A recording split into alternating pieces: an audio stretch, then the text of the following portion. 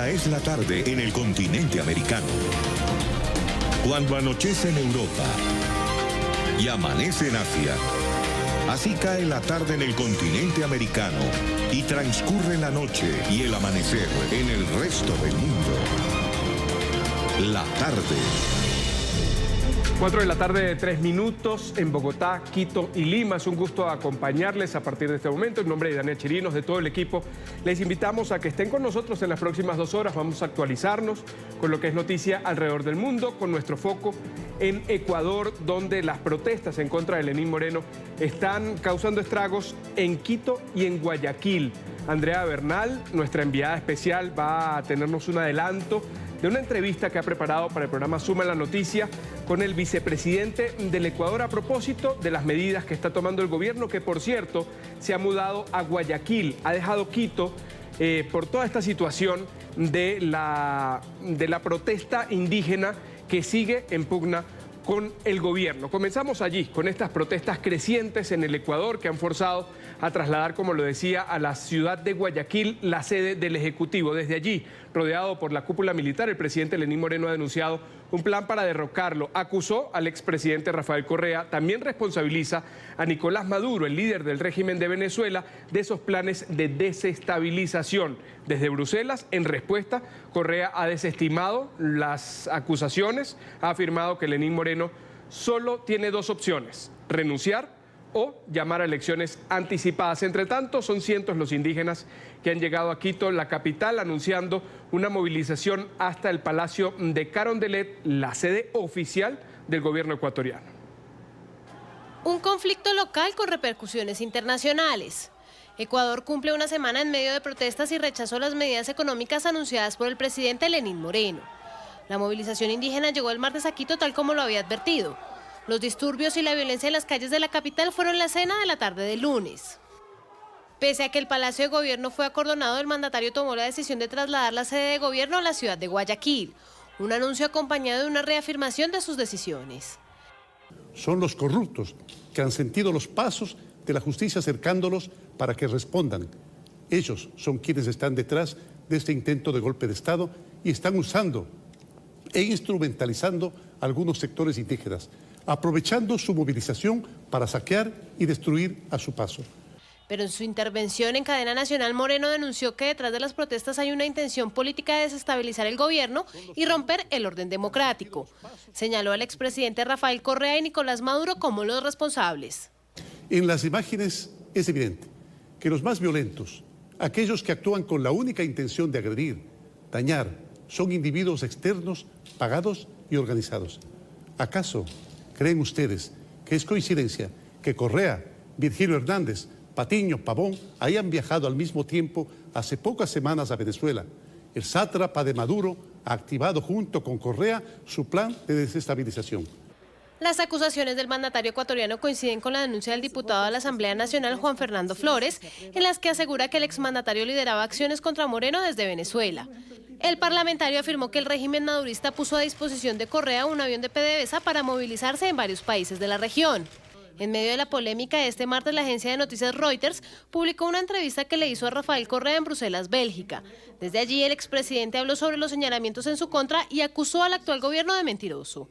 Son tan mentirosos que se contradicen ellos mismos, ¿no? Decían que el correísmo estaba aniquilado, destruido. Ahora soy tan poderoso que desde Bruselas, con un iPhone, puedo dirigir manifestaciones a lo largo y ancho del país. Están mintiendo, como han mentido estos 2 años y medio. La verdad es que existe un gran descontento generalizado por la traición de este tipo, no a mí, a todo un programa de gobierno, a la propia democracia. Afirmó que Lenín Moreno tiene solo 2 opciones en medio de la crisis. Es insostenible. O renuncia, ¿no?, o pide anticipo de elecciones, que sería la vía constitucional y democrática. Entre tanto, en territorio venezolano, el número 2 del chavismo, Diosdado Cabello, se refirió a la convulsión política que vive Ecuador. Estos días que ha habido una brisita bolivariana, una brisita por algunos países como Ecuador, como Perú, como Argentina, como Colombia. Usted se mete en el ABC de España y no sale nada. o métase en el país de España y no sale nada, en el Washington Post, en el Wall Street Journal, nada. Desde la tarde de este martes, comunidades indígenas de Ecuador se concentrarán en diferentes puntos de la capital y luego se dirigirán hacia el Palacio de Carondelet para exigir la derogación de las medidas económicas establecidas por el gobierno. Nos acompaña a esta hora Juan Fernando Flores, es asambleísta y presidente del movimiento CREO para América Latina, el Caribe y África. Asambleísta, buena tarde, gracias por estar con nosotros. Buenas tardes, muchas gracias por la oportunidad y un saludo desde Quito. Antes de comenzar con el fondo de lo que es la visión política de esta situación, quería consultarle cuál es la realidad ahorita en Quito, qué está pasando en la capital ecuatoriana. Conforme avanzan las horas hemos sabido, los indígenas llegaron, tienen sus demandas, han dicho incluso ellos mismos que han sacado a personas infiltradas que buscan crear desmanes, violencia en la ciudad, pero a esta hora, ¿cuál es el balance que usted nos puede dar? Bueno, lamentablemente durante la mañana se registraron varios focos de violencia, justamente por grupos que han tratado de tomar la lucha, no por el sentido social, sino por el sentido de los actos violentos y vandálicos que hemos visto en las últimas 48 horas. Hace pocos minutos, dirigentes de los movimientos indígenas trataron de tomar el Parlamento de la Asamblea Nacional del Ecuador, algo que nosotros rechazamos contundentemente, porque ese no es el camino para lograr una solución, ni mucho menos cuando hablamos de paz y diálogo. Estos dirigentes fueron reprimidos por las fuerzas policiales y en estos momentos el Parlamento ya se encuentra tomado de manera segura por parte de las Fuerzas Armadas y la Policía Nacional del Ecuador. Algo que nosotros hacemos un llamado a la calma, a la paz y justamente a que este no sea el camino que debamos enfrentar todos para lograr una solución. Somos un país demócrata, un país que cree en los valores y en los principios justamente de que podemos a través de los diálogos establecer una solución y que no sea la violencia la que se imponga por encima de la razón. ¿Quiénes son los violentos para Juan Fernando Flores? ¿Usted ha podido identificarlos? Nosotros hemos tenido, desde que iniciaron las protestas, un seguimiento a las diferentes movilizaciones en todo el país y hemos encontrado elementos que se juntan con las denuncias que ha presentado el gobierno nacional. Infiltrados del correísmo han utilizado estas movilizaciones sociales para transgredir la intención de una lucha social y volverla a un conflicto político. Un acto que nosotros responsabilizamos al correísmo por ser quienes están ejecutando de manera directa aquí en el país y desde el exterior todas las acciones que buscan desestabilizar el gobierno del presidente Lenín Moreno. Algo que nosotros consideramos que no solo sigue una agenda política nacional, sino regional, a través de lo que es el Foro de Sao Paulo y las intenciones de retomar el poder por la fuerza y la violencia en el Ecuador. Rafael Correa, mencionado por usted en su cuenta de Twitter, también nombrado por dirigentes políticos que dicen que no es casualidad que haya viajado a Venezuela, no es casualidad que haya estado en Cuba y que no es casualidad que algunos de quienes fueron sus funcionarios hayan estado con él. ¿Es Rafael Correa quien está detrás de la violencia? Sí, nosotros responsabilizamos al expresidente Rafael Correa porque no es solo su participación, sino el accionar que ha venido ejecutando. Desde el pasado 28 de julio nosotros hemos venido denunciando su participación no solo en el encuentro del Foro de Sao Paulo que se realizó en Caracas, sino distintos encuentros que se dieron en Caracas y en La Habana con dirigentes ecuatorianos, como los mencionaba el presidente de la República el día de ayer, Paola Pavón, Virgilio Hernández, Ricardo Patiño, quienes han sido actores que siempre han venido utilizando la estrategia política de la violencia y la imposición para tratar de ejecutar su postura. 7 reuniones se han dado desde julio hasta la fecha en Venezuela, donde ha participado directamente el expresidente Rafael Correa, siendo la última el ingreso a través de vía aérea a la ciudad de Barquisimeto en el estado Lara, donde permaneció allí y sostuvo distintas reuniones con dirigentes ecuatorianos que provienen desde Panamá, Bolivia y Aruba, que se han estado siendo partícipes de todo este proceso. Algo que nosotros hemos venido denunciando porque esto ha dado pie a que Venezuela sea un nido que esconde a prófugos y ahora a desestabilizadores de la democracia en el Ecuador. ¿Y qué hacer desde la Asamblea Nacional? ¿Qué hacer desde los partidos políticos ecuatorianos para no solo denunciar, sino buscar frenar esa influencia que sigue teniendo, según usted dice, Rafael Correa, para llevar a esta desestabilización? Y además, ¿qué se puede hacer para que el régimen de Venezuela no siga albergando, como lo ha denunciado también Colombia, de grupos que buscan afectar la tranquilidad y la paz en territorio colombiano, ahora en el Ecuador? Bueno, con estos hechos, una vez más, así como lo ha mencionado Colombia, Venezuela se convierte, y no el país, sino quienes desgobiernan a través del régimen de Nicolás Maduro, en un peligro no solo para su propio país, sino para la región. La salida y un cambio democrático en Venezuela no solo es necesario, es urgente para garantizar la paz en la región, no solo por a quienes albergan, como lo ha denunciado Colombia, sino a quienes también están albergando, como lo hemos denunciado desde el Ecuador.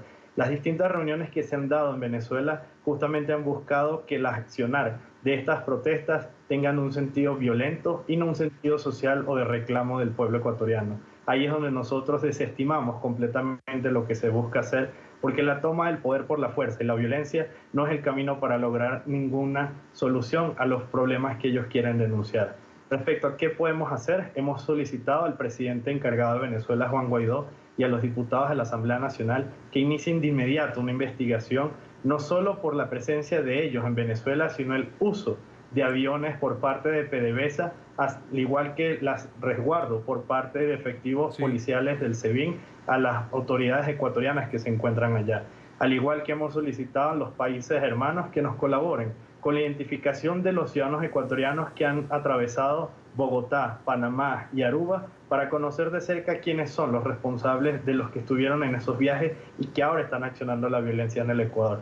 Nosotros no vamos a permitir que la democracia se pierda y mucho menos que la desestabilización venga de quienes pretenden tomar el poder después de haberle robado tanto al pueblo ecuatoriano y justamente utilicen ese dinero para potenciar hoy la violencia en el Ecuador. Asambleísta, Rafael Correa ha dicho en una entrevista en Bélgica que Lenín Moreno tiene dos opciones: renunciar o llamar a elecciones anticipadas. ¿Usted cree que esos son los únicos caminos que le quedan al gobierno de turno ahorita en el Ecuador? No, el camino que le queda a un país que cree en la democracia y que cree en la paz es justamente fortalecer su democracia y garantizar la paz. Nosotros no somos representantes del gobierno actual, somos de movimientos políticos distintos, pero entendemos que en estos momentos la democracia prela por encima de todo.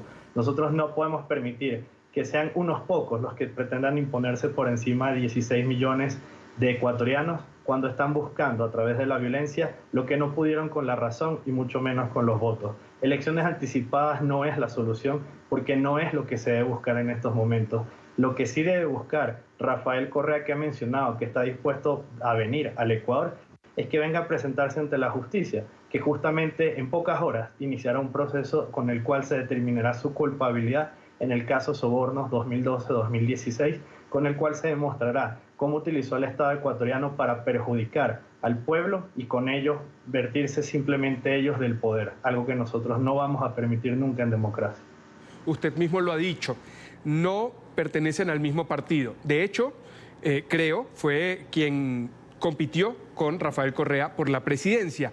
Pero además de Creo, hablemos de los partidos políticos que hacen parte de la oferta a los ciudadanos en el Ecuador. ¿Están todos alrededor de Lenín Moreno en este momento frente a lo que usted mismo ha calificado de una amenaza de quien fue el mandatario y quien fue también el padrino o padre político de Moreno? En estos momentos todos nos encontramos alrededor de la democracia, no de una persona. La institucionalidad y la estabilidad del Ecuador es lo que debe prevalecer ante todo. El día de ayer, justamente, dirigentes de las diferentes bancadas políticas de la Asamblea Nacional se reunieron con el presidente y establecieron un documento donde se establece que en conjunto vamos a buscar la solución a través del diálogo para lograr un cambio y una salida a la situación que estamos viviendo, pero no con elecciones anticipadas, no con vandalismo, no con perjudicar a los ciudadanos ecuatorianos que quieren trabajar y salir adelante. La violencia y lo que están buscando generar solo es para darles a ellos paso a lo que quieren exigir. Hoy todos los partidos políticos estamos unidos a una sola voz: la institucionalidad, la paz y la democracia en el Ecuador. Quienes están fuera de ellos son el correísmo y por eso son los responsables de todos los hechos que están ocurriendo en el país. Pero de las opciones que planteó Rafael Correa, usted no mencionó como descartada la renuncia. ¿Podrían buscar también que esa pueda ser la salida? Es que la inestabilidad en el país la están pretendiendo generar ellos. Nosotros ¿No existe para usted tal inestabilidad algo que pueda buscar o que pueda llegar a la salida de Lenín Moreno del poder? En estos momentos no es el camino ni lo que realmente está buscando el Ecuador. La solución que tenemos para el conflicto que se haya generado tras las medidas adoptadas es el diálogo y ese será el camino que se establecerá.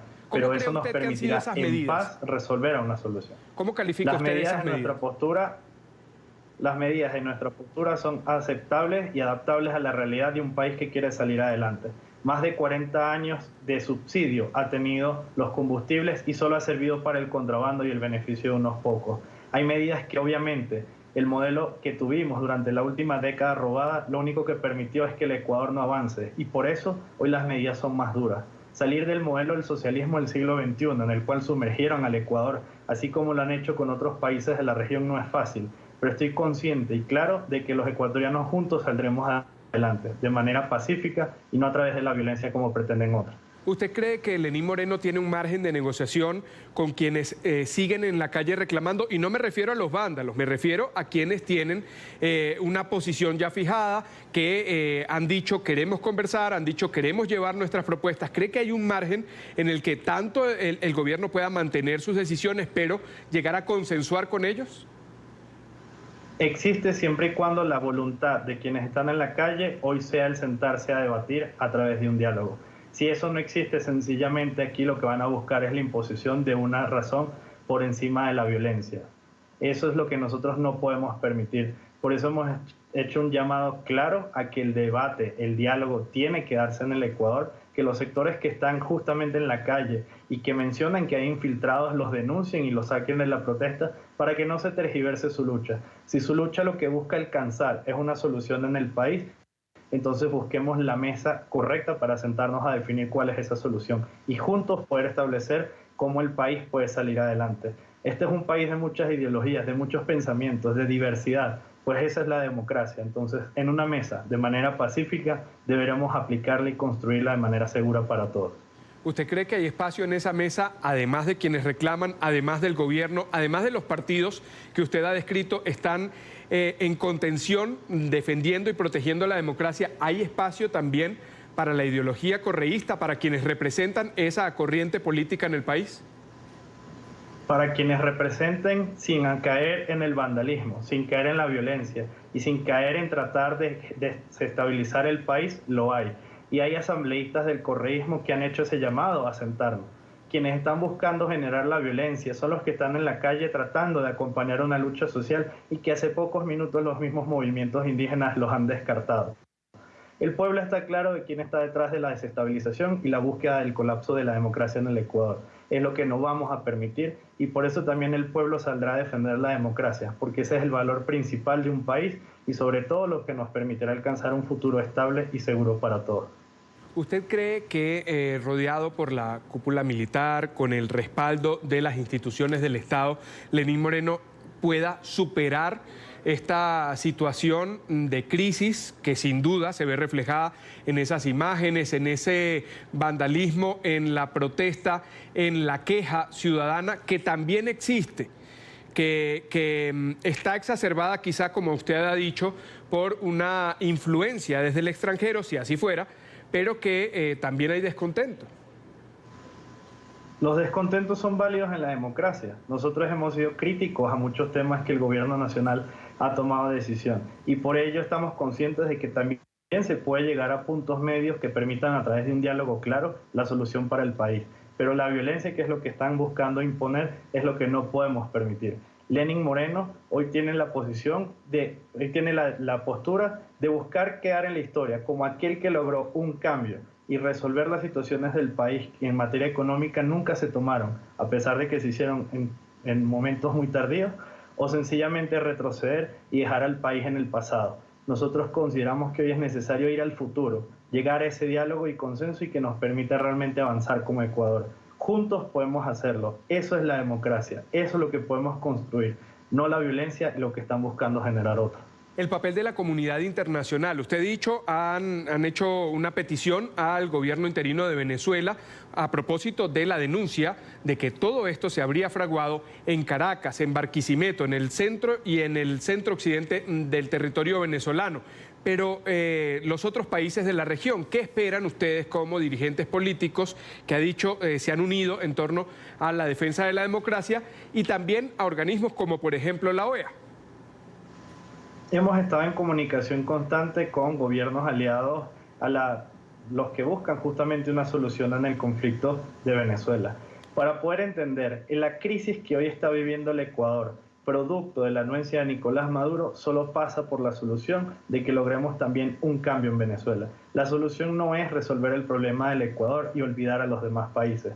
Hay un conflicto en Ecuador, hay que resolverlo, pero no podemos dejar de lado a quien está dando paso para que esto suceda. Por lo tanto, nosotros deberemos seguir impulsando un cambio político en Venezuela real que le permita tener paz a nuestros hermanos venezolanos, pero también paz a nosotros como países hermanos de la región y juntos poder avanzar en la construcción de ese modelo de democracia que queremos todos.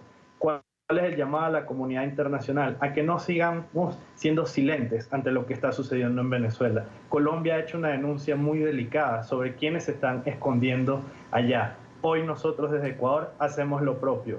Debemos unirnos de manera regional para acabar de una vez de raíz con el problema que está atentando con la paz y la democracia en Venezuela y en la región. Quiero agradecer a Juan Fernando Flores, asambleísta ecuatoriano, además presidente del movimiento Creo para América Latina, el Caribe y África. Muchísimas gracias por estos minutos para NTN 24. Gracias a ustedes. Y vamos a irnos hasta Guayaquil. Hemos dicho desde el inicio del programa que a esa ciudad del Ecuador se ha movido momentáneamente la sede del gobierno. El presidente, con el acompañamiento de la cúpula militar del gabinete ejecutivo, ha decidido desde allí guiar las acciones, los operativos para intentar contener la violencia dentro de la protesta. Estamos en el lugar de la noticia, en Guayaquil. Andrea Bernal, nuestra enviada especial. Andrea, muy buena tarde.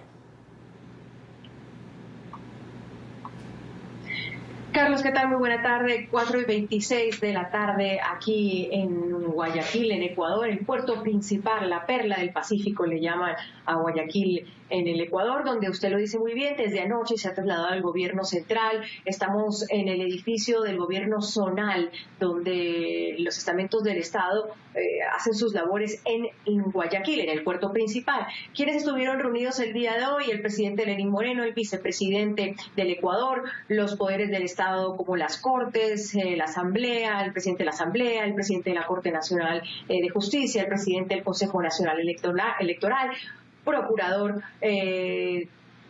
otros asambleístas además. Es decir, el Estado está funcionando en estos momentos desde Guayaquil. ¿Por qué? Preguntará la gente, porque por razones de seguridad decidieron, y nos lo confirmó la misma presidencia, mover al presidente Lenín Moreno. La situación en Quito en estos momentos, incluso yo sé que yo les he hecho llegar algunos videos y las agencias internacionales también han emitido algunos videos de las protestas que se viven en Quito en estos momentos. Dicen que alrededor de 7.000 personas podrían estar alrededor de la Contraloría, de la Procuraduría, de la Asamblea Nacional. Esto es en el centro de la ciudad. En Guayaquil se vive otra calma, sin duda alguna, porque han logrado tapar algunos puentes de ingreso a la ciudad para decir que no van a dejar a nadie entrar que vaya a vandalizar la ciudad. Pero ayer en noche también estuvo compleja. Dos realidades en todo caso. Usted decía que Lenín Moreno está, el presidente, gobernando desde Guayaquil. Nos han confirmado por ahora en una entrevista que tuvimos con el vicepresidente del Ecuador que el jueves Lenín Moreno volvería a Quito, y el mismo vicepresidente en este momento está viajando a Quito. Nos ha dicho, para que también sepan, que pues no es que se ha abandonado el poder en ningún momento, sino que por preservar la seguridad y por una estrategia se movieron a Guayaquil, pero luego pues están iniciando actividades en Quito de forma normal. Pero hay puntos álgidos, Carlos, y la situación todavía está lejos de mejorar en Ecuador por estas protestas, dice el vicepresidente, quiere llamarlas protestas, pero que realmente, ¿qué hay detrás? Usted lo decía también en su entrevista con su entrevistado. Según el gobierno ecuatoriano, dice que hay pruebas de inteligencia donde Maduro, Rafael Correa, gente de inteligencia del chavismo y de cubanos habrían infiltrado esas protestas y estarían en Ecuador desde hace unas semanas. Nos Dijo también el vicepresidente en una entrevista que van a ver ustedes completa a las 9 de la noche en Zoom a la noticia, que ya hay detenidos de esas ciudadanías venezolanas y cubanas aquí en territorio ecuatoriano, Carlos. Andrea, también hay en Guayaquil, además de la acción del Ejecutivo, una expresión ciudadana que se va a materializar mañana. Han llamado a la paz porque hay un grupo de ciudadanos que rechaza la violencia dentro de las protestas. Aunque sea legítimo el llamado que hacen al gobierno, también hay una realidad palpable, que es que hay unos hechos de violencia que dice el gobierno, como usted lo mencionaba ahora, guiados desde el extranjero. Pero hay ciudadanos que quieren que vuelva la paz y la gobernabilidad. Se van a manifestar mañana.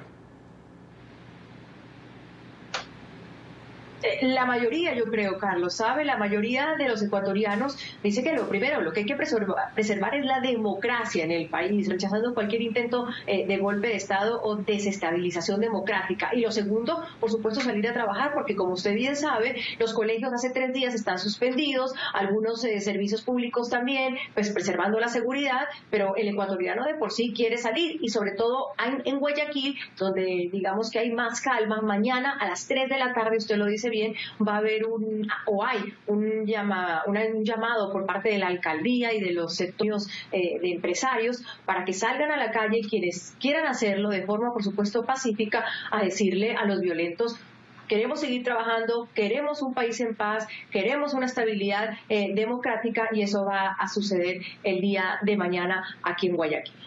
Andrea Bernal, nuestra enviada especial a Guayaquil, lo ha adelantado.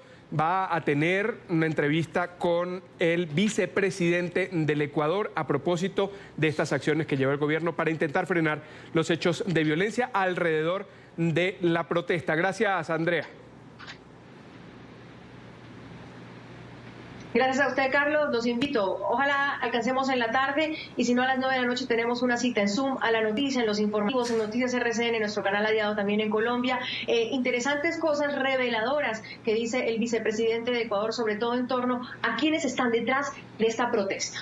Gracias, Andrea. En Venezuela también hay reacciones. El presidente encargado, Juan Guaidó, se ha referido a esta situación crítica en el Ecuador. Aseguró que mientras el presidente Lenín Moreno trabaja para fortalecer las instituciones, un grupo, dice, financiado por los cómplices de Maduro, buscan acabar con la estabilidad. Se aprovechan, dice Guaidó, de los más vulnerables para ello.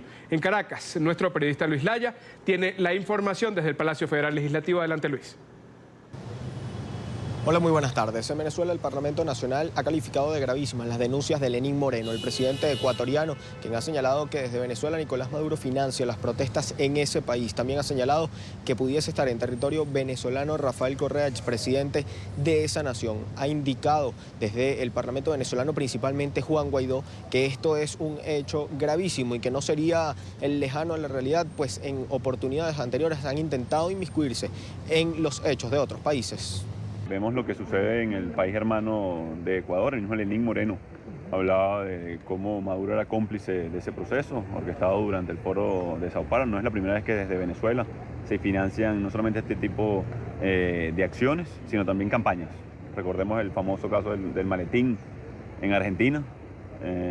Recordemos el financiamiento a través de Petrocaribe, a través de las fundaciones que denunciaron, por cierto, este año en Ecuador de haber recibido más de $250.000, una fundación de Correa directamente para fines proselitistas de dinero de venezolanos.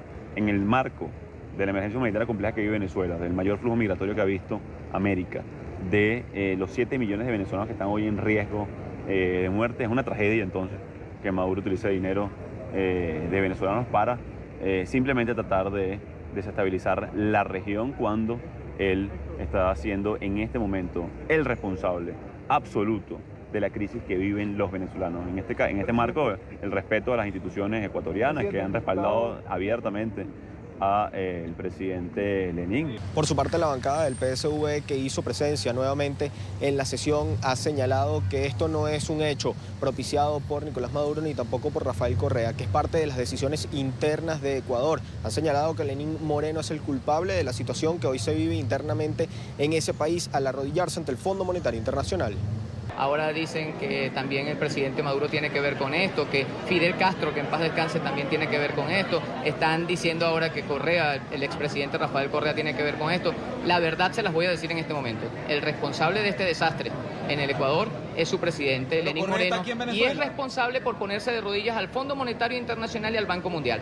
Por su parte, la fracción 16 de julio no descarta que Rafael Correa pueda estar en Venezuela. Las denuncias señalan que habría entrado a Venezuela a bordo de una aeronave perteneciente a PDVSA y que pudiese estar al occidente de Venezuela, en Barquisimeto, Estado Lara. Desde la fracción 16 de julio señalan que no sería la primera vez que el régimen de Nicolás Maduro da cobijo a alguna persona solicitada por la justicia internacional.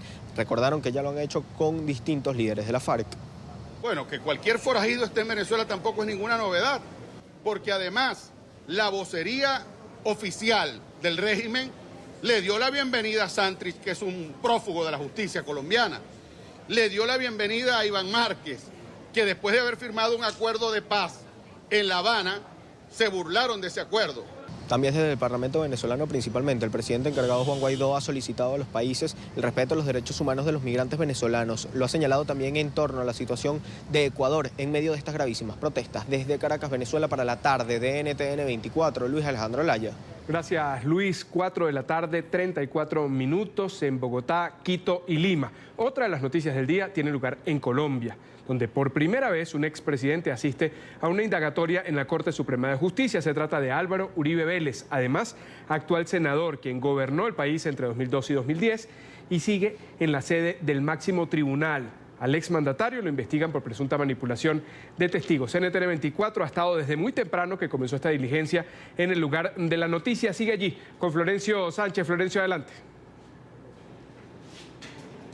Buenas tardes, ya completa 6 horas en indagatoria el expresidente de la República de Colombia, Álvaro Uribe Vélez, ante la Sala de Instrucción de la Corte Suprema de Justicia, que lo investiga por los delitos de fraude procesal y soborno. Desde las 8 de la mañana empezó esta diligencia judicial aquí en el Palacio de Justicia, ubicado en pleno corazón de la capital colombiana. El expresidente Álvaro Uribe, y ahora senador de la República, responde por estos 2 delitos, luego de que la Corte Suprema de Justicia abriera una investigación formal que lo vincula hasta el momento y está tratando de establecer si el expresidente Álvaro Uribe Vélez tiene alguna responsabilidad en la manipulación de testigos. Hay que decir que esta investigación pues ya completa prácticamente 5 años después de que hubo un debate en el Congreso de la República, y ahí se mencionó el nombre de Álvaro Uribe Vélez con supuestas relaciones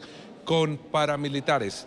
Sin embargo, el exmandatario colombiano ha negado reiteradamente esos señalamientos, y ahora, hoy, responde desde las 8 de la mañana ante la Sala de Instrucción de la Corte Suprema de Justicia por estos 2 delitos. Sin embargo, su abogado defensor, también al ingreso aquí al Palacio de Justicia, dijo que van a demostrar con evidencias y con el testimonio de Álvaro Uribe Vélez que no tiene ninguna relación con este delito de soborno y de fraude procesal, y que en ningún momento el expresidente Álvaro Uribe Vélez ha intentado sobornar a testigos. Esta es la información desde el Palacio de Justicia. Florencio Sánchez, NTN 24, muy buenas tardes. Buenas tardes, Florencio. Volveremos allí de ser necesario. El presidente de Colombia, Iván Duque, se ha referido a esta indagatoria ante la Corte Suprema que cumple el expresidente, además fundador de su partido político, Álvaro Uribe Vélez. Destacó la que llamó honorabilidad del exmandatario. Ambos pertenecen al movimiento político Centro Democrático. Esto dijo. Tengo claro que es una persona que ha entregado su vida a servirle a Colombia, que ha trabajado como pocas personas por el bienestar de ese país todos los días de su vida. Una persona que durante su gobierno enfrentó la criminalidad con verticalidad y con compromiso. Una persona además que ha trabajado por la población más vulnerable de nuestro país. Si ustedes me preguntan, yo resumo a Álvaro Uribe Vélez en una palabra: honorabilidad. Gracias. Vamos a saludar a Jairo Libreros, analista permanente de NTN 24. Jairo, muchas gracias por estar con nosotros. Gracias por la invitación. Yo quería comenzar diciendo 100 preguntas, dijo el juez que iba a hacerle a Álvaro Uribe, y tuvieron un receso en un momento y se filtró que había hecho como 4 o 5. ¿Cuánto durará esto? Yo creo que esto va a tomar varios días. Hay que tener en cuenta que el acervo probatorio en términos de la propia Corte Suprema de Justicia, pero de manera particular porque se ha filtrado en los últimos días no solamente testimonios ante medios de comunicación, sino que hubo un desfile bastante extenso de personas que están citadas, se conoce un listado muy importante. Por ello creo que esta diligencia no va a terminar hoy, muy seguramente sigue esta semana y quizás me atrevería a decir que faltan 2 sesiones más. En total creo que se va a ver en este interrogatorio, dando respuestas en la diligencia indagatoria, quizás una semana más. ¿Usted cree que desde el punto de vista jurídico hay suficiente base como para decirle al expresidente, por cierto, un proceso que es inédito en Colombia, para hacerle 100 preguntas alrededor de ese asunto? No sé. No conocemos todas las evidencias judiciales, hay una preocupación muy sentida y muy grande, pero hay un antecedente que quizás permita entender esto. Este proceso sin duda empieza hace algún tiempo, pero se deriva de un proceso anterior. Hay que tener en cuenta que el expresidente Álvaro Uribe Vélez denunció al senador Iván Cepeda, denuncia que giró en torno de manera particular por la manipulación de testigos. Ese proceso tomó mucho tiempo y la decisión de la Corte Suprema de Justicia giró en torno de precluir esa investigación y abrirle una al expresidente Álvaro Uribe Vélez. Cuando lleva tanto tiempo una investigación donde no solamente el objeto central gira en torno de alguien que ostentó la primera magistratura de un país, sino de manera particular por lo difícil del tema y por el número importante de personas detenidas, creo que era predecible que el interrogatorio iba a tomar mucho tiempo. ¿Cuánto puede afectar en el tema político que Álvaro Uribe sea la cabeza del partido de gobierno? ¿Cuánto puede la justicia estar apartada de lo que es el andar del Ejecutivo? Aquí hay 2 temas que son muy importantes, Carlos, y creo que es una pregunta trascendental. La primera de ellas, en términos políticos, creo que es devastador. Si miramos lo que ha ocurrido en América Latina durante los últimos años, especialmente a comienzos de la década de los 90 del siglo pasado, con el proceso que termina en una destitución de Fernando Collor de Mello en Brasil y con otras causas penales en donde primeros mandatarios han terminado involucrados, muchos de ellos en la cárcel en estos momentos, hay que tener en cuenta que políticamente es un golpe que difícilmente se puede subsanar en el corto plazo. Se trata, por lo menos hasta ahora, de una diligencia indagatoria que para quienes nos siguen en América Latina es un mecanismo de defensa, sin lugar a dudas, de quien es citado, pero también es un mecanismo sensible porque para los magistrados existen ciertos elementos que podían vincular la figura del expresidente Uribe en la comisión de algunos delitos. Desde el punto de vista político, los partidos siempre salen afectados, resentidos, el golpe no se siente en las primeras elecciones, pero con el paso de los años es muy duro, más aún en Colombia con la figura de Álvaro Uribe, que es una persona que goza del cariño de un importante sector de la sociedad. ¿La mitad del país? La mitad del país fácilmente, es un líder natural, es quizás uno de los líderes más importantes que en los últimos años ha tenido el país, pero también hay otra mitad que considera que no ha sido acertado su trasegar, le echan culpas, responsabilidades y críticas muy fuertes por otro tipo de cosas. Políticamente hablando es devastador, pero yo tengo la confianza, en términos eminentemente judiciales, que la Corte Suprema de Justicia, como lo ha demostrado antes, no se ve doblegada por la presión, no se siente afectada por el entorno y de manera particular esta Corte y lo que ha sido la historia de la sala penal en las últimas décadas en Colombia va a fallar en derecho. Desde ese punto de vista creo que no va a haber ningún problema. ¿Cuál es el final de un proceso indagatorio? Lo digo desde el punto de vista procesal. Se cierra de manera especial cuando hay que definir la situación jurídica de la persona que acaba de ser escuchada. Si uno mira lo que ha sido la trayectoria en Colombia de este tipo de asuntos cuando se tramitan ante la Sala Penal de la Corte Suprema de Justicia, existe un mayor porcentaje de sentencias en donde la forma como se cierra esta indagatoria, es decir, calificando la situación de la persona que acaba de rendir el testimonio, se hace con medida de aseguramiento. ¿Qué es medida de aseguramiento? Cárcel. Pero también en un porcentaje minoritario a muchas personas se le define la situación jurídica manteniendo vinculado a esa persona a la investigación y en libertad. En estos momentos sería absolutamente arriesgado e irresponsable pensar que la Sala Penal de la Corte Suprema de Justicia, cuando se le venza el término, que va a tomar por ahí un mes más, defina la situación jurídica del expresidente Álvaro Uribe Vélez con una medida de aseguramiento. No hay elementos probatorios que conozcamos públicamente para tener mejor inferencia sobre lo que puede ocurrir. Estamos a las puertas de un proceso electoral local, sí, pero que pues definitivamente está en marcha. Hay una campaña. Y es determinante, ¿Cuáles se elige entre los representantes locales y regionales al alcalde de Bogotá, el más importante después del presidente? Así es. Es decir, lo que está en juego no es que sea poco. ¿Cómo afecta esto la imagen del partido de gobierno y cómo afecta al ciudadano cuando tiene que ir a pararse frente a una tarjeta a marcar una opción? Lo afecta. Deteriora la imagen. Muy seguramente, si se diera, hipotéticamente hablando, un escenario de una detención del senador Álvaro Uribe Vélez antes del 27 de octubre, que es la fecha pactada constitucional y legalmente en Colombia para las elecciones territoriales, el efecto, dicen algunos analistas, mayoritariamente sería benéfico para el Centro Democrático, porque utilizarían una estrategia de victimización, de sentirse perseguidos. Eso ha funcionado en toda América Latina. Si llega a ocurrir eso, yo creo que lo van a manipular muy bien, manipular en términos evidentemente electorales y políticos, pero eso no va a ocurrir antes del 27 de octubre, por lo menos la definición de su situación jurídica, pero el efecto sí se va a sentir, va a ser duro para muchos electores en Colombia que tienen dudas sobre la responsabilidad o no del expresidente Álvaro Uribe Vélez. Cuando vean el logo del Centro Democrático pueden tener dudas y creo que los va a afectar sensiblemente en las elecciones de 10, 15 días. Es decir, sería mucho mejor para el Centro Democrático que hubiese una decisión y que fuera contraria antes de la elección. Claro que sí, la gran mayoría de analistas coinciden en eso en Colombia y la experiencia internacional así lo demuestra. ¿Puede un partido de gobierno declararse perseguido políticamente? Es imposible. Muy seguramente esa estrategia la van a usar con asuntos eminentemente electorales, de vista a las elecciones del 27 de octubre, pero no es posible que alguien que esté en el gobierno se declare como perseguido político. Es más, el Centro Democrático en pasados momentos ha tratado de crear la figura de una persecución jurídica. Esa persecución jurídica en Colombia no es cierta, no hay elementos probatorios para decirlo así, pero siempre que usted califica que se está en una situación de persecución cuando está en el poder, pues está haciendo una estrategia eminentemente electoral para manejar el duro golpe que se recibe. El presidente ha dicho que, o ha mencionado, la honorabilidad del expresidente.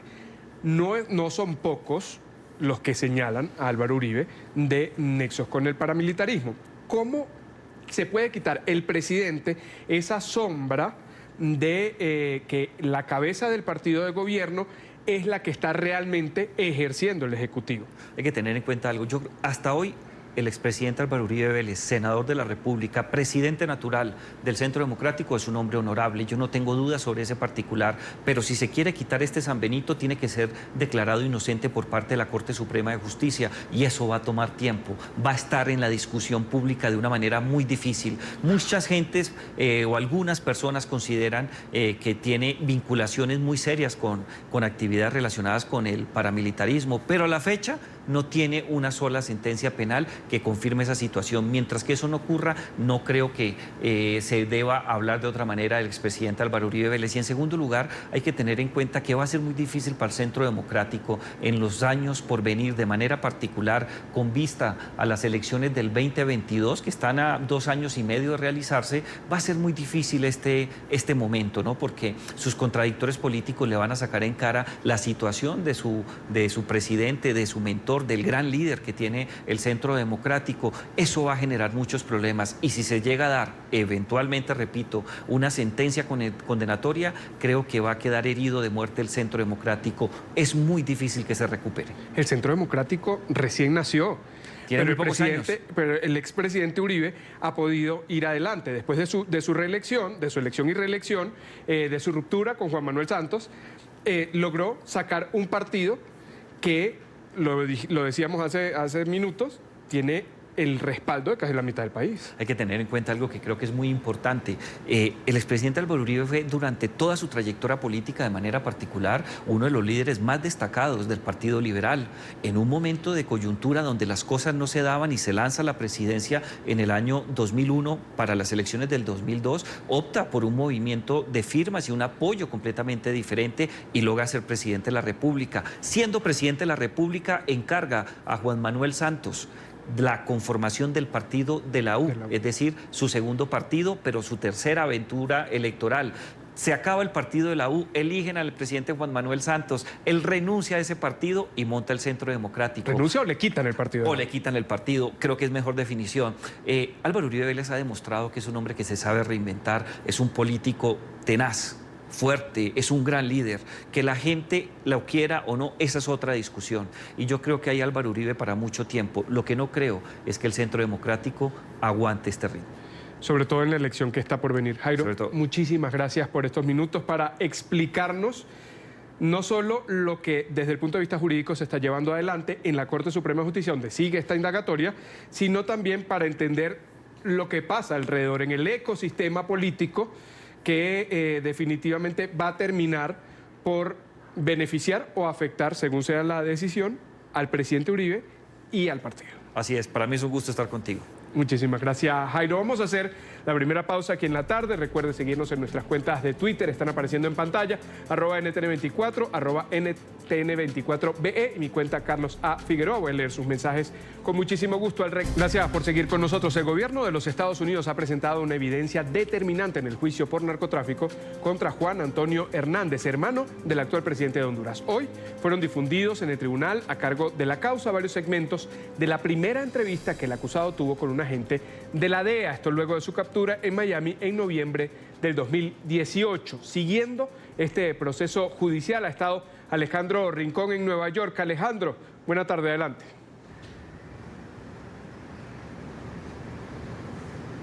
Hola Carlos, televidentes del canal de Las Américas. El pasado 23 de noviembre del año 2018, justo unos minutos después de cuando el acusado Juan Antonio Hernández quedó a disposición de las autoridades de los Estados Unidos en el interior del Aeropuerto Internacional de Miami, tuvo lugar una primera entrevista con el agente de la DEA a cargo de esa aprehensión. Toda esa primera indagatoria quedó en video y ese ha sido el elemento central que se ha presentado en el quinto día de juicio por narcotráfico en contra del hermano del presidente de Honduras. En los segmentos que han presentado los fiscales a cargo de esta causa, quienes tienen en sus manos ese registro audiovisual, se muestran los primeros instantes cuando Juan Antonio Hernández revela los vínculos que tiene o que tenía hasta el momento con las estructuras criminales dedicadas al narcotráfico en territorio de Honduras. En otros extractos presentados por los fiscales también se revelan algunos momentos cuando él identifica a una serie de los que en su momento fueron sus socios dentro de la estructura criminal de tráfico de drogas a la que perteneció.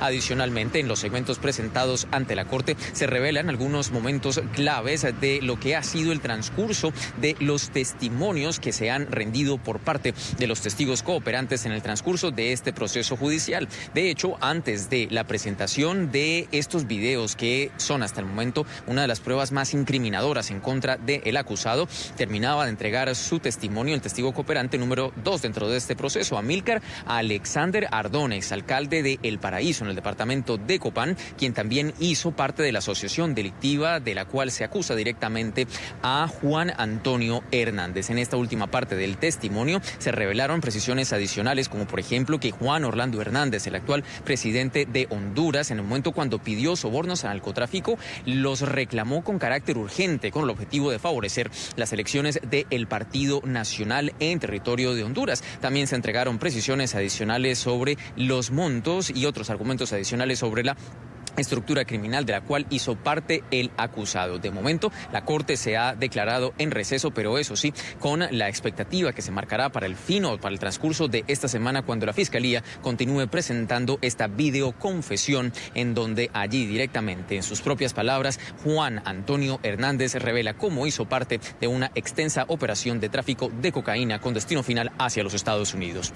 Es la información que tenemos para ustedes en vivo desde la Corte Federal del Distrito Sur de Nueva York. Continúen con más en la tarde. Muchísimas gracias, Alejandro. Y seguimos en Estados Unidos. La Administración Federal toma más medidas para frenar la migración irregular desde Centroamérica. A partir del 2020 pondrá en marcha un plan de desarrollo paralelo al que adelanta el gobierno mexicano en Honduras, Guatemala y El Salvador.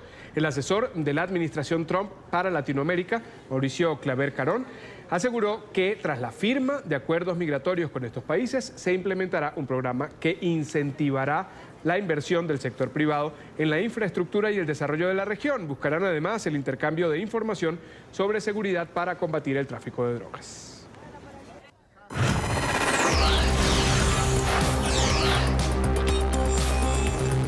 Avanza la conferencia de tecnología e innovación financiera CLAP, que reúne a líderes y empresarios de esta industria en Hollywood, Florida. En el evento son presentados adelantos tecnológicos y además nuevas herramientas digitales que apoyan a la banca. NTN 24 es medio de comunicación aliado, allí ha estado y sigue Paola Serna y nos tiene información. Paola, adelante. ¿Qué tal? Buenas tardes. Pues bien, continuamos aquí en este evento CLAP. Hemos hecho recorridos durante el día de hoy por no solo las empresas que prestan los diversos servicios a las entidades bancarias, sino también entendiendo un poco más cómo llegan estos recursos al ciudadano de a pie. Y justamente para hablar de esto nos encontramos en este momento con el CEO de FIBA, David Schwartz. David, gracias por estar con nosotros el día de hoy. Y bueno, es un evento de mucha tecnología, de mucha innovación, pero para aterrizarlo en el ciudadano de a pie. ¿Cómo beneficia el evento CLAP y las tecnologías que se presentan al ciudadano de a pie? Bueno, es un gusto de estar con ustedes hoy acá en CLAP y gracias por acompañarnos. Bueno, el tema es, con toda esa innovación, trae más eficiencia, mejores productos, menos costos para el beneficio de los clientes de los bancos. Esa es la transformación que ha traído los fintechs. Los fintechs que operan un poco fuera del sistema bancario pueden operar con más eficiencia, con tecnología nueva que trae menos costos y mejores productos y mejor servicio que brindan al cliente. Entonces la banca está incorporando eso dentro de sus productos. David, justamente ese reto que hay, porque hay muchas personas que de alguna manera no saben manejar estas aplicaciones que les brindan más agilidad. ¿Cuál es el reto que tienen ustedes, la banca, sobre todo en países de América Latina, donde la gente pudiera estar no tan familiarizada con estos conceptos de manejar todo a través de un celular, un computador y no directamente ir a la entidad bancaria? ¿Cómo es este reto que tienen? Bueno, es un gran reto, pero es todo a través de la educación financiera, ¿no es cierto? Forma parte. Es un tema de entender cómo funciona un banco, cómo funcionan los productos, pero cómo accedo a esos a través de mi dispositivo, mi computadora, mi PC. Entonces nosotros en FIBA hemos creado hace unos 5 años un comité de innovación y tecnología para analizar eso y estudiar eso. Hemos creado algunos eventos, talleres, cursos para explicar eso al público. Incluso CLAP es uno de esos eventos. Y porque incluye no solamente, como dijo, las empresas o los bancos, pero también el público, porque el público es bien curioso. Pero sabe que hoy en día uno que tiene dispositivo tiene varios apps ahí y sabe cómo manipularlos. Y no es tan difícil, realmente no es tan difícil de hacer un pago. Es que hay que abrir una app y en 2-3 segundos ya sale la transferencia. Entonces es una cuestión de adaptarse, informarse y aprender. Bueno, David, vamos a estar muy atentos a tu conferencia y nosotros vamos a continuar aquí en esta cobertura especial. Somos medio aliados de la conferencia CLAP de innovación bancaria y tecnología que se lleva a cabo en Hollywood, Florida, y con esto damos paso a los estudios centrales para que continúen con más información. Buenas tardes. Buenas tardes, Paola. Tiempo de una nueva pausa aquí en la tarde. Al volver por seguir con nosotros en Venezuela, diputados y miembros de la sociedad civil han protestado frente a la sede del Servicio Bolivariano de Inteligencia en Caracas. Esto luego de que se cumpliera ayer un año de la muerte del concejal Fernando Albán. Los parlamentarios realizaron una ofrenda floral justo en el lugar en el que cayó luego de supuestamente, y según algunas versiones de familiares y de compañeros políticos, haber sido lanzado desde el 10º piso de la sede de ese organismo de inteligencia. Allí han exigido justicia, además castigo para los responsables. Este es un informe de Oliver Fernández en Caracas. de sorpresa. Así llegaron los diputados al edificio del SEBIN en Caracas.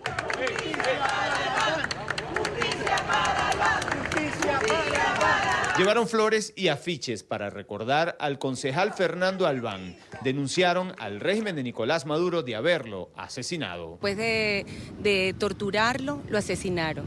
Y lo asesinaron para tratar de ejemplificar la calidad criminal que tiene el gobierno. El costo de hacer oposición en Venezuela puede ser muy alto y es justo lo que le ocurrió a Fernando Albán. Son palabras del también presidente del Parlamento, diputado Juan Guaidó. Tragedia, vale, una tragedia. Un hombre bueno, un hombre noble, un hombre que quiere, que quiso cambiar Venezuela. Estamos rindiendo su memoria, la de su familia, la de sus amigos, la de sus copartidarios.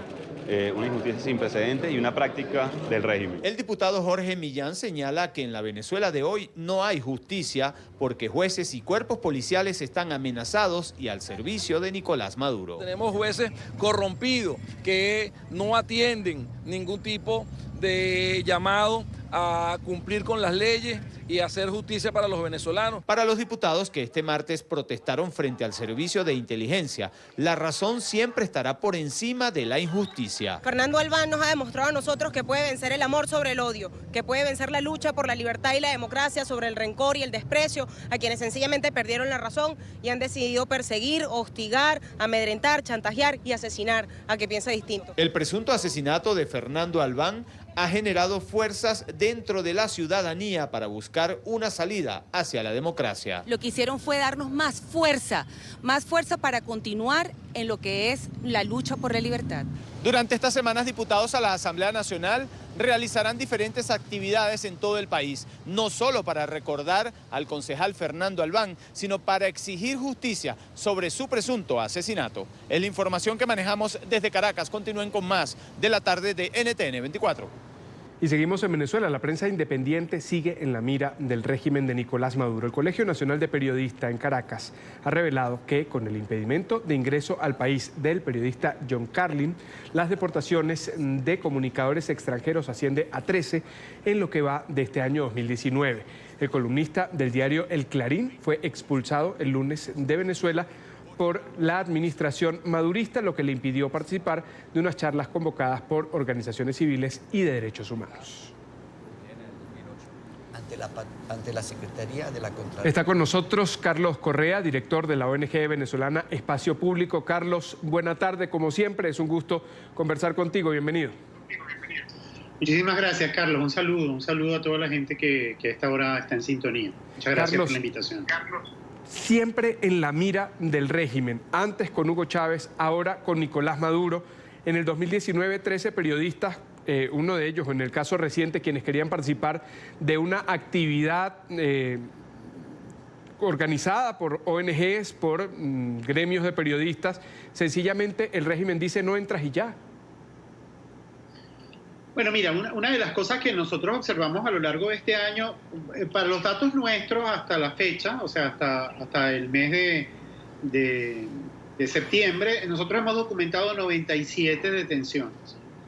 Es decir, periodistas que han sido detenidos, en algunos casos por un rato, otros por un tiempo. Y después, a lo largo de este año, hay varios casos en los que, en algunos casos, a los periodistas no les dejaron entrar. En otros casos fueron deportados. Recuerda, a finales del mes de enero, por ejemplo, fueron detenidos 2 periodistas franceses, 2 colombianos, 2 chilenos, un español, un brasilero. Todos fueron detenidos y después deportaron a los 2 periodistas chilenos. También detuvieron a otros periodistas locales. Es decir, a lo largo de este año hemos tenido muchísimos casos de detención. En el caso de John Carlin, que es un periodista, pero que además de eso hizo una cobertura importante sobre la situación en Sudáfrica, había sido invitado por otro lado, invitado gratuitamente, es decir, venía acá a participar en unas reuniones precisamente en relación a la necesidad de que la sociedad venezolana se encuentre, dialogue y de alguna manera pueda deliberar. Y por un lado, la información que yo tengo directamente del propio John Carlin es que él iba a venir a Venezuela y la Cancillería sabía que venía a Venezuela. Entonces, habla un poco de la lógica de la arbitrariedad, de las razones. Uno no sabe por qué efectivamente no dejaron entrar a este periodista, pero es parte de una política sistemática que a lo largo de este año se ha expresado de manera muy dura, muy fuerte, con este número de detenciones que te señalo, que son casi un centenar, de detenciones de periodistas que están o haciendo cobertura o que están en una determinada zona y son detenidos, ¿no? Carlos, se cierran los espacios para ese debate de ideas, para que distintas corrientes del pensamiento puedan reunirse o tener como sede Caracas para pensar, para hablar, para repensar la situación de los medios, de la sociedad civil frente a la información, por ejemplo. Bueno, mira, una de las cosas que ha pasado a lo largo de este año es que efectivamente ya, por ejemplo, hay 8 o 10 estados donde no hay medios independientes. Hay una situación en la que efectivamente, entonces la gente para informarse tiene que tener una actitud, digamos, muy activa para tratar de buscar la información. Y ya desde hace un tiempo estamos teniendo dificultades, por ejemplo, a la hora de organizar una actividad en un hotel. Es decir, si quieres, oye, mire, queremos hacer una reunión para conversar sobre la situación del país. Entonces muchas veces en algunos lugares ya le colocan restricciones. Mire, usted no puede hablar de determinados temas. Estamos hablando de locales, en locales públicos, pero que están en hoteles o en esta situación. Hay cada vez menos espacio para deliberar y en el caso de expresarse en algunas ocasiones tiene altos costos para las personas. ¿Cuál es la situación actual de los medios? ¿Hacia dónde se han ido algunos de línea independiente que sobreviven en Venezuela para poder llegar a sus audiencias y para poder llegar en general, que es lo que se quiere desde un medio de comunicación, a todo un público, en este caso el público venezolano? A ver, ahí hay como dos dimensiones en las que se ha ido moviendo. O sea, están una política estatal que es restrictiva y que castiga a los medios, periodistas y por lo tanto castiga a la sociedad venezolana para informarse. Entonces, cuando en Venezuela se cierran canales de televisión, la gente se ha ido a otras ofertas televisivas. Te pongo el caso del 2007, se cierra RCTV, la gente migra al canal por cable, o va a la oferta de otros canales más bien informativos. Cuando se cierran las televisoras, van a algunas emisoras de radio. Entonces, lo que ha venido pasando en el último tiempo, sobre todo en los últimos 4 años, es que han cerrado cantidad de periódicos impresos, ¿no? Entonces, la radio tiene muy pocos espacios, la televisión es muy difícil encontrar ofertas de televisión donde uno pueda acceder libremente y ver noticias con tratamiento periodístico. Este canal no se puede ver en Venezuela, este canal es un canal que se veía a través de las cableoperadoras y no se puede ver desde el 2004, desde el 2014, desde el 2017 no se puede ver CNN en español, es decir, todos los canales de carácter informativo que hacían cobertura sobre Venezuela están restringidos. En este momento, ¿dónde está el refugio informativo de la gente? Las redes sociales, las plataformas de algunos medios impresos que se han transformado en plataformas basadas en web y también algunas emisoras de radio. Algunas emisoras de radio se han convertido en plataformas basadas en web, por supuesto con menos alcance, con más dificultades y que implica que también la sociedad que se informe a otros sectores de la sociedad que tienen más límites. Es un ecosistema muy restringido, muy limitado para que circule libremente la información. Carlos, hay otra realidad, y es que si bien las plataformas digitales son una opción, no hay luz en Venezuela. El servicio de Internet cada vez es más lento y más restringido, pues si no hay luz, no hay tampoco un servicio de Internet ni móvil ni fijo. Más caro, es decir, cuando tú revisas, por ejemplo, cómo la gente, cómo se accede la gente a ver las noticias de las plataformas web, más del 70-80% de las personas utilizan sus teléfonos celulares. No sabemos si lo utilizan con Wi-Fi o lo utilizan con sus datos, y los datos son cada vez más caros en relación a los salarios venezolanos. Los apagones, las deliberadas también políticas que restringen y que cercenan y bloquean sitios web, hacen que allí efectivamente informarse sea costoso. Es decir, tú tienes que dedicar esfuerzo y tiempo y además recursos para informarte. Entonces no es que, por eso es que no es equivalente la posibilidad de informarte a través de las redes sociales o las ofertas que allí hay en las plataformas, en el ámbito de las web y de los proyectos periodísticos que se han basado en esas plataformas, no es equivalente a lo que teníamos hace 5 años, que había periódicos, habían algunos programas de radio, habían algunos programas de televisión. Ahora cada vez esos son espacios muchísimo más restringidos, con menos espacios de libertad, con menos posibilidad de deliberar los grandes problemas del país. Si nosotros vamos a la televisión, por ejemplo, ¿tienen ustedes documentado ese balance de cuánto acceso tiene, por citar parte de la situación política de Venezuela, la Asamblea Nacional como organismo del Estado, el gobierno interino que dirige Juan Guaidó, frente a las noticias o la propaganda del régimen de Venezuela? A ver, mira, desde que empezó todo este proyecto político han cerrado 15 televisoras, ¿no? Estamos hablando de 15 televisoras, incluyendo los canales internacionales. Por ejemplo, Juan Guaidó, que es el presidente de la Asamblea Nacional y que de alguna manera dice y se es reconocido como presidente legítimo de Venezuela por un número importante de países, nunca ha sido entrevistado en la televisión abierta en Venezuela, nunca. No ha sido entrevistado en ninguna radio venezolana. Es decir, su lógica de comunicación es a través de redes sociales, a través de algunas personas que tienen, que son venezolanos y que tienen en sus redes sociales numerosos seguidores y que les han hecho entrevistas, pero no ha habido a través de la radio venezolana, no ha entrevistado en directo a Juan Guaidó en ninguna oportunidad.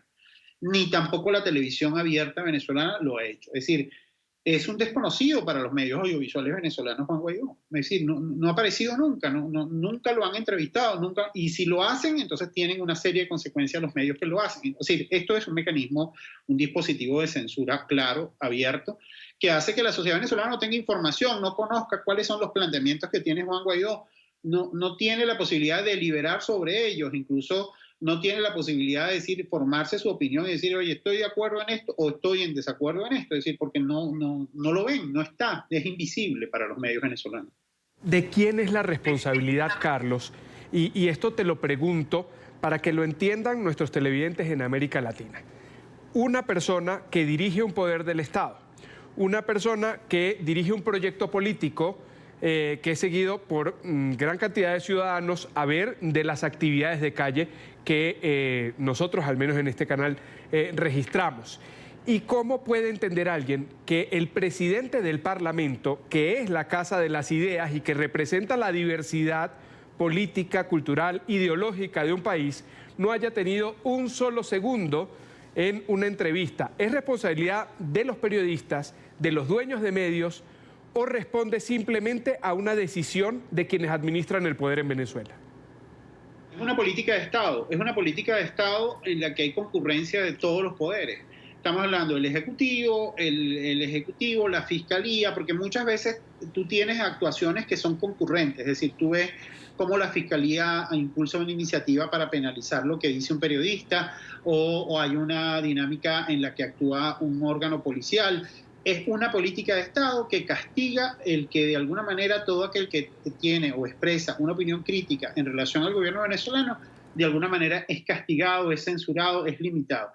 Especialmente los liderazgos políticos que de alguna manera están planteando opciones distintas en relación a lo que tiene que hacerse con la gestión del país. En el caso de Juan Guaidó y otros liderazgos políticos también han sido, tienen muy pocos espacios en los medios tradicionales venezolanos. El 5 de enero del año 2019 fue electo Juan Guaidó como presidente de la Asamblea Nacional. Desde ese momento lo documenta la ONG venezolana Espacio Público, nos lo comenta Carlos Correa, no ha tenido una sola entrevista en un medio de comunicación nacional en Venezuela en señal abierta. Y las restricciones para cuando se difunde una entrevista en plataformas digitales llegan a los periodistas y a los medios de comunicación. Con eso nos quedamos, Carlos. Muchísimas gracias por haber estado con nosotros. Muchísimas gracias. Un saludo. Hasta pronto.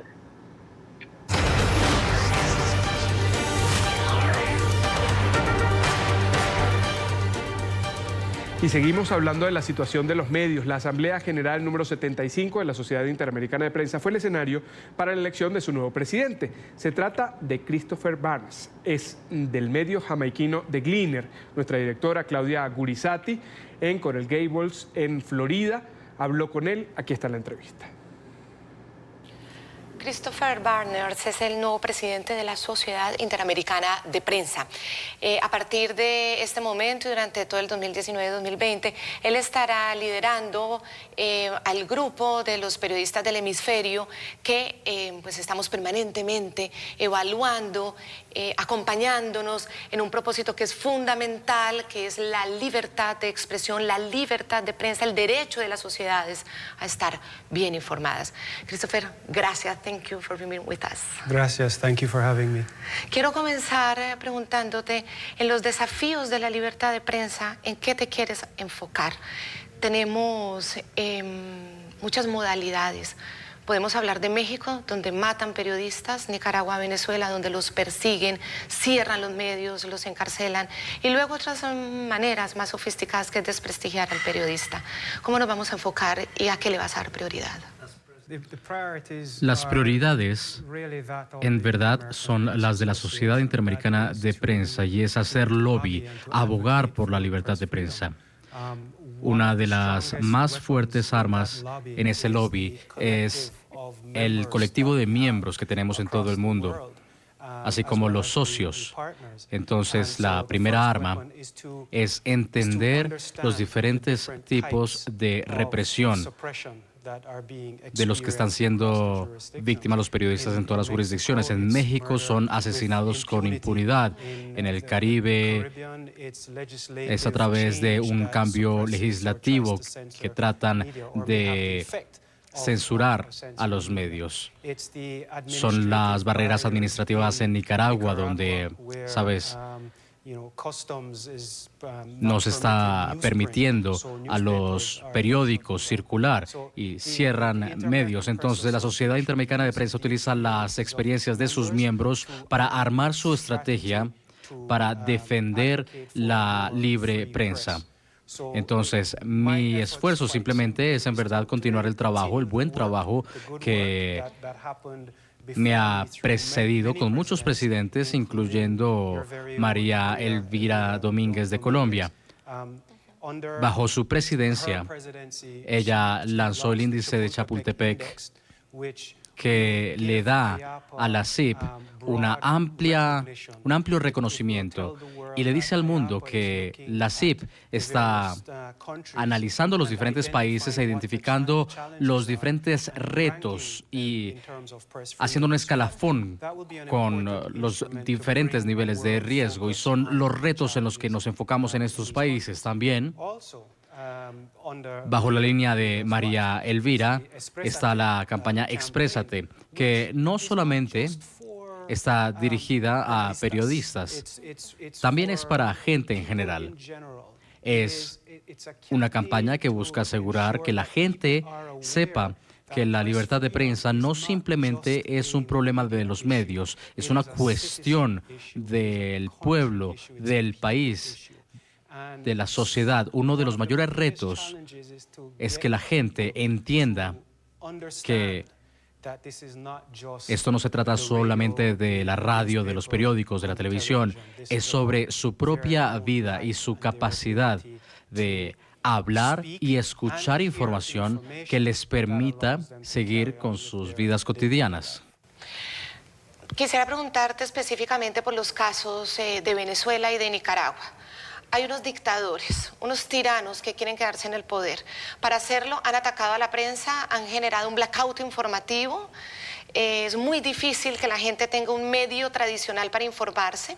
Hemos tenido que transformarnos en medios digitales y la tecnología ha sido buena para esto.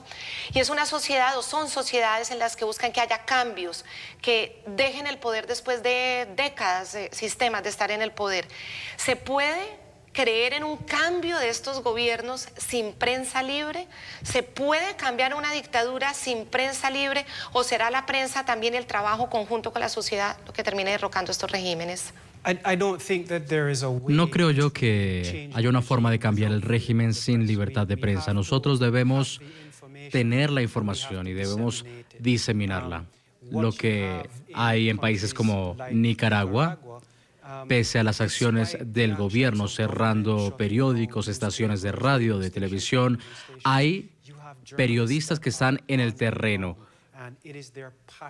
Y es su pasión, aman su país, aman su gente y consiguen información para la CIP, por ejemplo.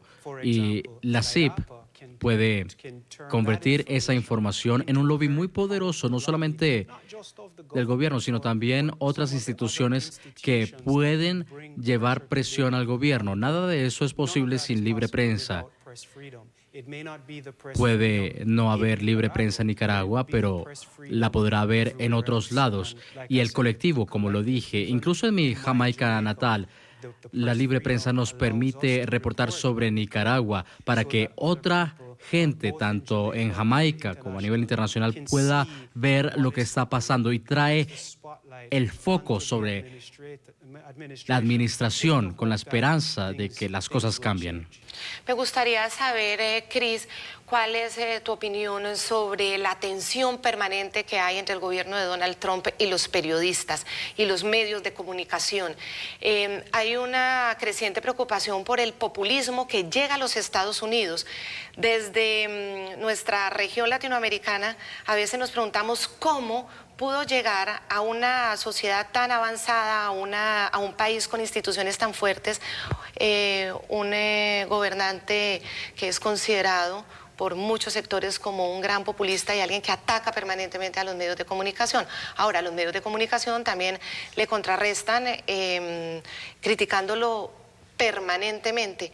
¿Cómo ves esa tensión entre Trump y la prensa? Yo creo que lo que está viviendo Estados Unidos no tiene precedentes. No creo que hayamos visto algo así antes. Tradicionalmente, la democracia de Estados Unidos se ve como el ejemplo. Hay cambios importantes en curso. Creo que los cambios tecnológicos han interferido, si se quiere, en el proceso democrático en los Estados Unidos, y yo creo que las redes sociales juegan una parte importante. Lo que ha hecho las redes sociales es diseminar la información, sea falsa o verdadera. Hay buenas o malas intenciones de gente que utiliza la tecnología en redes sociales para canalizar pensamientos, quizá pensamientos malos en las mentes de las personas para conseguir apoyo. Yo creo que, sin embargo, lo que es importante en el contexto de los Estados Unidos y en cualquier otro país donde el gobierno está tratando de suprimir a los medios al criticarlos, al hablar de noticias falsas, nosotros debemos perseverar. Debemos creer en nuestro trabajo, debemos creer que estamos buscando la verdad. Esta lucha que ves en los Estados Unidos entre la administración Trump y los medios seguramente no tendrá mucha permanencia. Los medios siempre van a persistir. Bueno, ahora quiero hablar de unos temas en la agenda que creo son universales, como el de la corrupción. Es universal en América Latina, es universal en el Caribe y es universal en países desarrollados. Lo vemos incluso que está siempre en la agenda en países también de Europa. Ese es un tema fundamental. Hay un ejemplo claro y es como en Argentina, periodistas de La Nación, bajo el liderazgo de la investigación de Diego Cabot, revelan una trama de corrupción en unos cuadernos de Cristina Fernández, y en ese momento ella posiblemente pueda acceder al poder nuevamente a través de un candidato en el que se apoyan mutuamente. Por ejemplo, y después de que la gente conoció pues esa tremenda trama de corrupción en las encuestas, ella va ganando. ¿Hasta qué punto el papel de la prensa logra generar conciencia? Porque tras conocerse todo este escándalo, ahí están liderando las encuestas. Es un poco pesimista el panorama. That's an interesting one. The little that I know of that case. Eso es interesante. Con lo poco que sé del caso, lo que me preocupa es que un periodista haya tenido que revelar su fuente. Y eso es un punto cardinal en el mundo del periodismo, en contra de la declaración de Chapultepec, de los principios. Creo que podemos hablar de lo que está pasando en Argentina y podemos tener ese detalle sobre lo que está ocurriendo en este caso. Y es parte del proceso de asegurar que no se repita. Cuando la gente tiene un entendimiento exacto sobre lo que está pasando, están mejor informados para tomar sus decisiones. Ahora, en cualquier país, gobierno, proceso electoral, hay brechas que pueden ser explotadas por la gente. De nuevo, mientras haya la voluntad del pueblo, podrán cerrar esas brechas e impedir que esas cosas vuelvan a pasar. Pero lo más importante es llamar la atención sobre estos asuntos. Sería mucho peor para Argentina si la población no supiera sobre esos casos en particular. Hay un tema con el que ya quiero finalizar y es, usted viene del Caribe, de la cultura periodística del Caribe, en la que los temas a veces se diferencian un poco de estas otras tensiones a raíz de estos gobiernos dictatoriales.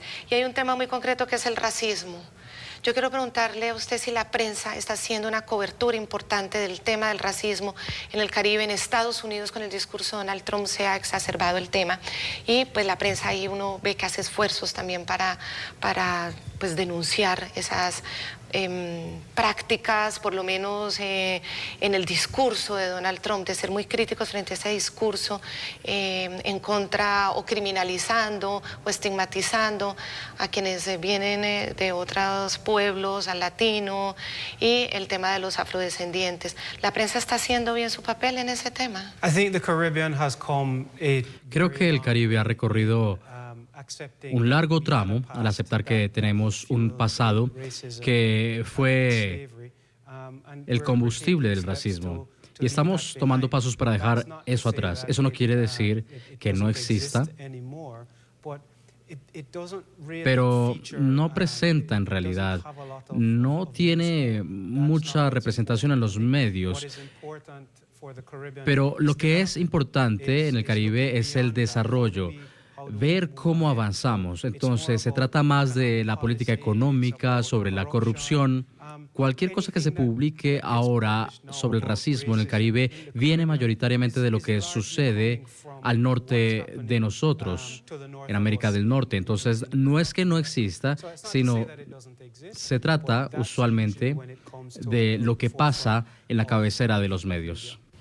Pues a Christopher Barnes queremos agradecerle muchísimo que nos haya atendido en esta entrevista para nuestros televidentes de NTN 24. Él es del grupo Gleaner Daily de Jamaica. Le deseamos a Chris todos los éxitos porque pues tenemos que seguir adelante en este trabajo permanente por la libertad de prensa y de expresión. Chris, te deseamos lo mejor. Muchas gracias. Muchas gracias, muy amable.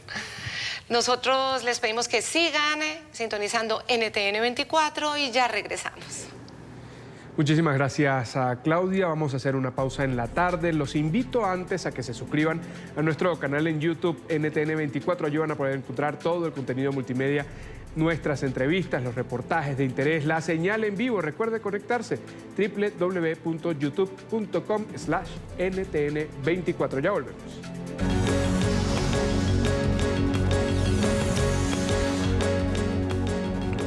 Volvemos al tema con el que iniciamos el programa La Tarde, los disturbios y el caos que continúan reinando en las calles de Quito, la capital de Ecuador.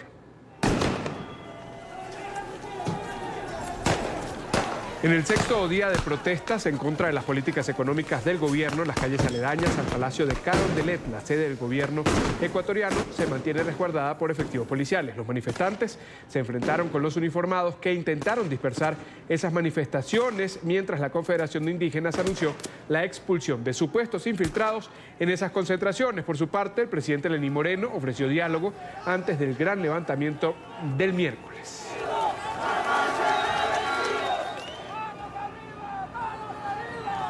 El vicepresidente de Ecuador, Otto Sonnenholzner, conversó con Andrea Bernal, es directora del programa Suma en la Noticia de NTN24, enviada especial de nuestro canal a Guayaquil, que desde anoche, es la sede del Ejecutivo. Este funcionario afirmó que son factores externos los que están financiando las protestas, que no tienen nada que ver, dice, con manifestaciones sociales, que se trata de un claro intento de desestabilización al gobierno de Lenín Moreno.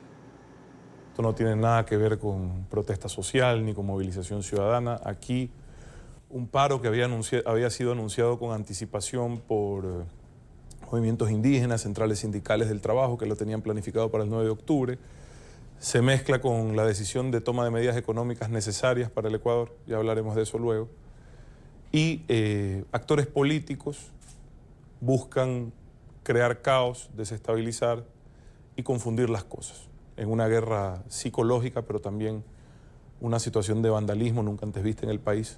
Yo creo que eso no se lo puede llamar protesta social. Hay una suerte de confusión entre quién realmente está protestando y quién realmente está tratando de desestabilizar al gobierno con tácticas, técnicas que ya son conocidas, sobre todo de la línea que se vive en Venezuela, con lo que pues supieron implementar los chavistas en su momento, y luego hoy vemos en Ecuador ese nexo con ex líderes políticos del Ecuador y actuales que están en el país relacionados con el expresidente, que buscan azuzar, generar ese ambiente de incertidumbre para desestabilizar. Es claro, un intento de desestabilización del gobierno, no ha tenido eco en la ciudadanía. Tú has recorrido la ciudad de Guayaquil, yo estuve ayer en Quito, la ciudadanía no está en las calles. La ciudadanía lo que pide es paz, calma, tranquilidad, poder trabajar. Es lo único que queremos los ecuatorianos, vivir en paz. Y lo que vemos es una dificultad de restablecer el orden público por esta suerte de disyuntiva entre los derechos humanos y el uso de la fuerza, ¿verdad? Es una disyuntiva delicada que se debe discutir porque esto ha permitido, en este caso en el Ecuador, que delincuentes hagan lo que les dé la gana, sobre todo en 2 o 3 ciudades del país. La una es Latacunga, capital de Cotopaxi, la otra es Quito, y la otra es la ciudad de Guayaquil. El panorama no es fácil, es complejo, nosotros vamos a salir adelante. Sin embargo, y esto lo debo decir, nosotros no estamos aquí por un cargo, por un puesto, sino por hacer lo correcto en el país. En esta conversación con Andrea Bernal, Sonnenholzner calificó estas manifestaciones como vandalismo de pandillas, dice, azuzadas por el expresidente del Ecuador, Rafael Correa. Estaba planificada una marcha y nosotros podemos, perdóneme, nosotros somos un gobierno democrático de diálogo, podemos recibir las marchas que sean. Las recibimos con las puertas abiertas, si quiere las escoltamos, pero no cuando vienen con palos, piedras y violencia a tomarse las ciudades del país. Eso no lo podemos permitir. Una cosa es una manifestación de un desacuerdo político, un reclamo que, si usted quiere, puede ser hasta justificado en algunos casos. Y otra cosa es lo que está pasando en el Ecuador. Yo creo dirigentes indígenas que ya perdieron el control de su propia gente. Hay otros que están tratando de pescar a río revuelto. Hay de todo un poco, hay de todo un poco. Yo no le voy a mentir en eso, pero sí creo que ya es momento de portarse responsables con el país y de, como les hemos dicho, si quieren manifestarse, bienvenidos son, pero en orden, en paz, respetando los derechos de los demás. Su derecho a protestar termina donde empiezan los derechos del resto de los ecuatorianos. Nosotros somos gente de bien, gente de paz, gente de trabajo, y lo que está ocurriendo en el país no tiene presentación. Vea, yo sí le puedo decir que en la provincia del Cotopaxi tenemos que reconocer que no hemos cumplido con el control del orden público. En Quito hay 3 o 4 puntos de focos que los estamos controlando. En Guayaquil, como usted ve, lo que ha habido no tiene nada que ver con los indígenas. Usted es guayaquileña, aquí en nuestra ciudad la población indígena es muy poca y la mayoría son gente muy emprendedora que está dedicada a sus buenos negocios, a su trabajo. Aquí lo que ha habido es vandalismo de pandillas azuzadas por gente relacionada con el gobierno anterior. Directamente, así se lo digo, eso ya está comprobado con inteligencia y actuaremos en derecho. Las más evidentes es ver quién se manifiesta, ya a través de la Fiscalía, con quienes se comunican, quienes lo financian, les están entregando a las pandillas, a los Latin Kings, a los nietas, dinero para que salgan a generar caos. ¿Quiénes directamente? Ex líderes del correísmo, ex líderes del correísmo. Usted los ve al mismo expresidente Correa llamando a la rebelión, a la desestabilización, lo cual es penoso, eso no debe de ser un exmandatario. Un exmandatario tiene que ser ejemplo de democracia. Un exmandatario tiene que ser ejemplo de Estado de Derecho. Ese es el nivel, la jerarquía que tiene que tener un exmandatario. Eso esperamos los ciudadanos de los líderes del país. Por eso le digo, en estos eventos, por lo menos ya los ecuatorianos sabemos quién es quién. Porque han habido políticos que han sabido salir a defender al Ecuador y otros que han querido pescar a río revuelto. Y otros que han incendiado esto, ¿no? Esto es solo una parte. La entrevista completa al vicepresidente del Ecuador, Otto Sonnenholzner, usted va a poder verla esta noche en el programa Zoom a la Noticia, 9 de la noche, hora de Bogotá, Quito y Lima, 10 en la costa este de los Estados Unidos. Vamos a la última pausa, aquí en la tarde, ya volvemos con más. Antes de cerrar el programa hablamos un poco de música. 50 años cantando. Vicente Fernández celebró con un concierto gratuito ante 65.000 personas, medio siglo de carrera. Hablamos de lo mal que nos pagaron. Así, el intérprete de Mujeres Divinas volvió a subirse a una tarima 3 años después de su despedida oficial. El ícono de la ranchera fue homenajeado en la ciudad de Guadalajara por sus seguidores y también por autoridades de su Jalisco natal. Allí también se develó una estatua instalada en su honor. Nosotros estamos, todo el pueblo estamos conmovidos y nos sentimos orgullosos de él. Yo me siento en lo personal, soy fan de él y me siento bien conmovida. Lo sigo en el rancho una y otra vez desde que abrió las puertas del rancho. Un muy buen detalle de aquí de su ciudad. Muy bien que se lo hayan hecho en vida. Aquí más que nada es un lugar muy emblemático de Guadalajara, así como la Plaza Garibaldi de México. Así llegamos al final de la tarde. Recuerde seguirnos en nuestras cuentas de Twitter, también en Instagram, @NTN24 y todas nuestras plataformas que están disponibles para ustedes. Mañana volvemos con más aquí en la tarde.